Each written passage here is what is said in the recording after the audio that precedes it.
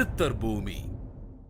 வணக்கம். இந்த மாதம் அக்ஷய லக்ன பத்ததியில் ராசி பலன் அப்படிங்கிறது சொல்லுவீங்கள்ல. எனக்கு கடக ராசி, நான் பிறந்த ராசி. இப்போ எனக்கு எப்படி இருக்குது அப்படிங்கிற ஒரு கேள்வி கேட்டிருந்தாங்க. கடக ராசியில் பிறந்த நண்பர், அஷ்டம சனின்னு சொல்லக்கூடிய கிரகம் சனி பகவான் அவருடைய ஜாதகத்துக்கு கடந்த ராசிக்கு அஷ்டமத்தில் பயணம் பண்ணார். அதனால் நான் 2 வருஷமாக கஷ்டப்பட்டேன், நிறைய ப்ராப்ளத்தை நான் சால்வ் பண்ணேன்.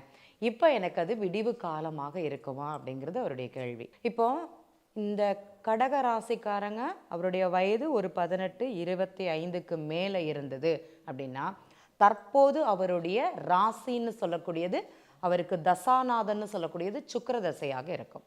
அப்போ இந்த சுக்கிர திசை நடக்கும்போது அந்த எங்கே நடத்துகிறாருன்னா, சிம்ம ராசியில் சுக்கிர பகவான் அவருக்கு தசை நடத்துகிறாரு.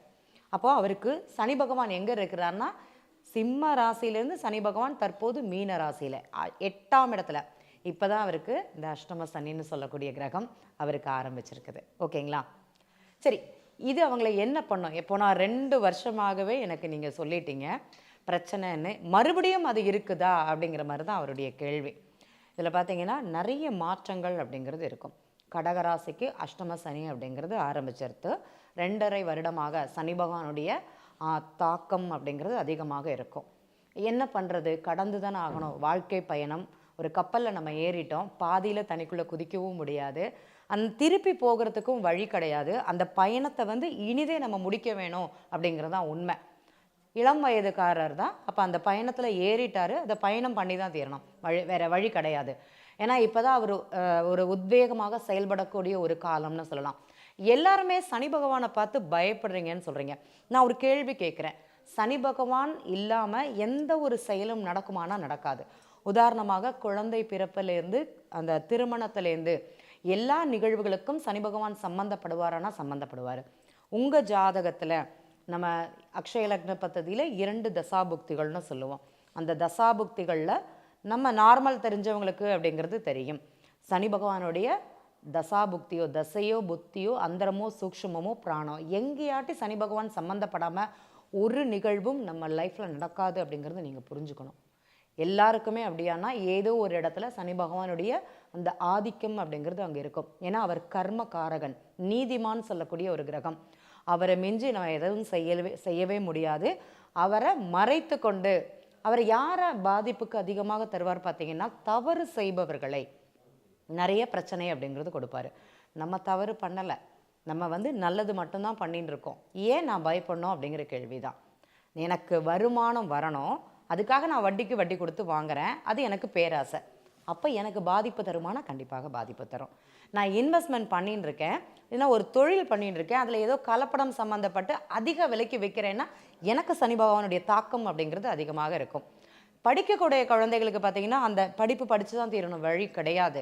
அந்த படிப்பில் அவங்களுக்கு அந்த மனமாற்றம் இருந்ததால் மட்டுமே அந்த சனி பகவானுடைய தாக்கம் அவங்களுக்கு அதிகமாக இருக்கும். இந்த 3ஆம் பாவகம் கம்யூனிகேஷன், இந்த பணம் எடுக்கிறவங்க, பணம் கொடுக்குறவங்க, இந்த மாதிரி நிறைய தகவல்கள் நம்ம கேட்டுன்னு தான் இருக்கோம் சமீப காலமாக. அதில் நம்ம ஏதாட்டி தப்பு தவறுகள் பண்ணணும் அப்படின்னா சனி பகவானுடைய தாக்கம் அங்கே அதிகமாக இருக்கும். இந்த உணவு தொழில் பண்ணுறவங்கெல்லாம் பார்த்திங்கன்னா நிறைய கலப்படம் பண்ணுவாங்கன்னு சொல்லுவாங்க.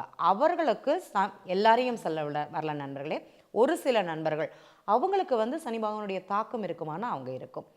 ஏன் சனி பகவானை பார்த்து பயப்படணும்? நம்ம நேர்மையாக நடந்திருந்தோன்னா அவர் நமக்கு நல்ல பலன்களை தான் தருவார் அப்படிங்கிறத முதல்ல நம்ம புரிஞ்சுக்கணும். முதல்ல இந்த சனி பகவானுடைய ஆதிக்கம் இல்லை அந்த திசைகள் நடக்கும்போது ரொம்ப எளிமையாக நடக்கணும். நம்ம ரொம்ப எளிமையாக, பட்டாடோபம் அப்படிங்கிறது கூடாது, அதிக இன்வெஸ்ட்மெண்ட் அப்படிங்கிறது அங்கே ஆகாது, அதிக பேராசை அப்படிங்கிறது கூடாது. எனக்கு ஒரு நாளைக்கு 100 ரூபா தான் என்னுடைய வருமானம் அப்படின்னா, நான் 10,000 ரூபாய்க்கு அந்த செயல்பாடுகள் செய்தேன்னா அது எனக்கு பாதிப்பை கொடுக்குமானா கண்டிப்பாக பாதிப்பை கொடுக்கும். அப்போ என்னுடைய முதலீடு, அதாவது என்னோடய முதலீடும் சரி, என்னுடைய வருமானம் சரி, படிப்படியாக உயர்ந்து வருவது அப்படிங்கிறது அந்த சனி பகவானுக்கு ரொம்ப பிடித்த விஷயம் அப்படிங்கிறது சொல்லலாம். அது செய்தால் அவங்களுக்கு வெற்றி கிடைக்குமானா கண்டிப்பாக கிடைக்கும். சனி பகவானை பற்றி யாருக்கெல்லாம் கவலைகள், யாருக்கெல்லாம் ஒரு பயம் இருக்குதோ, பயம்னு சொல்ல முடியாது, உள்ளுணர்வு அதிகமாக செயல்படுதோ, கண்டிப்பாக அவங்க கொஞ்சம் கவனமாக செயல்படக்கூடிய காலங்கள். நம்ம நேர்மையாக நடந்தோன்னா நமக்கு வாரி வழங்கி தருபவர் யார் அப்படின்னா இந்த சனி பகவான் அப்படிங்கிறத மட்டும் சொல்லிக்கிறேன்.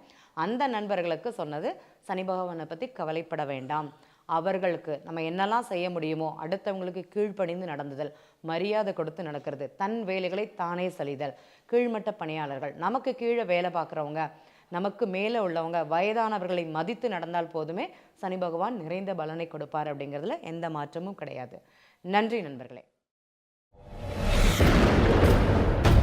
சித்தர் பூமி.